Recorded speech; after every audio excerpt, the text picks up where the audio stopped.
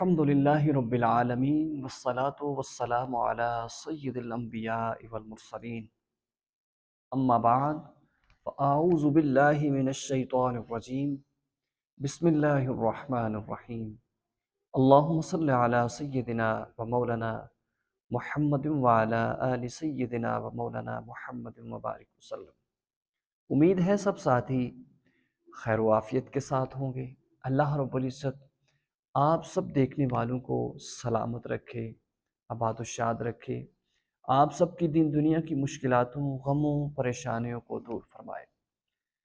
تو دوستان محترم، آج کی یہ ویڈیو بہت اہم ہے ان احباب کے لیے کہ جو جمعہ کے دن یا جمعۃ المبارک کے علاوہ کسی بزم کے اندر، کسی مجلس کے اندر، کسی محفل کے اندر، کسی ختم پاک، اصال ثواب یا محفل میلاد یا کوئی بھی اس طرح کا پروگرام انعقاد پذیر ہو تو اس کے اندر یہ ممبر رسول صلی اللہ علیہ وسلم ہے، اس کو ممبر کہا جاتا ہے۔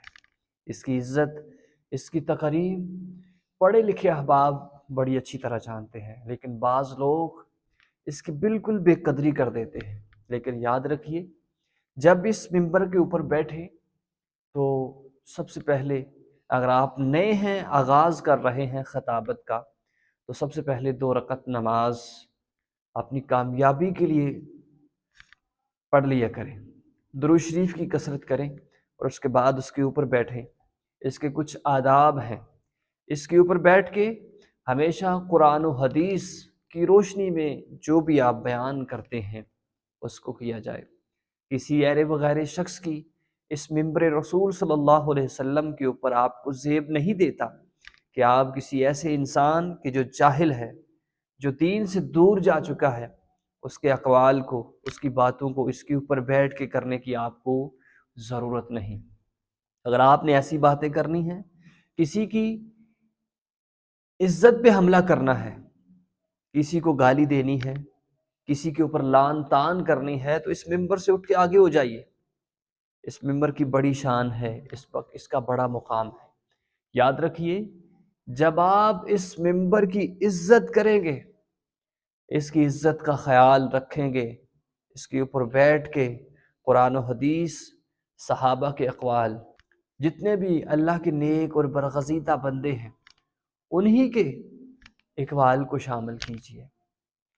اس کے علاوہ بیہودہ، اس کے علاوہ کسی ایسے انسان کی جس کا دین کے ساتھ تعلق نہیں، ایسے انسان کی اس ممبر رسول صلی اللہ علیہ وسلم کے اوپر بیٹھ کے بات کرنے کی آپ کو قطعاً اجازت نہیں۔ اگر آپ کرتے ہیں تو آپ مجرم ہیں۔ کیوں کہ یہ ممبر، یہاں سے دین کی شمعیں پھوٹتی ہیں، سننے والے احباب آپ کی طرف متوجہ ہوتے ہیں۔ جمعہ کے دن یا جمعہ کے علاوہ جتنے بھی مساجد کے اندر پروگرام ہوتے ہیں، سبھی احباب آپ کو دیکھ رہے ہوتے ہیں، لیکن اپنی گفتگو کے اندر نرمی لے کے آئیے۔ اپنی گفتگو کا آداب بالکل آسان اور ایسا بیان کریں کہ جو آسان ہو، لوگوں کی سمجھ کے اندر آ سکے۔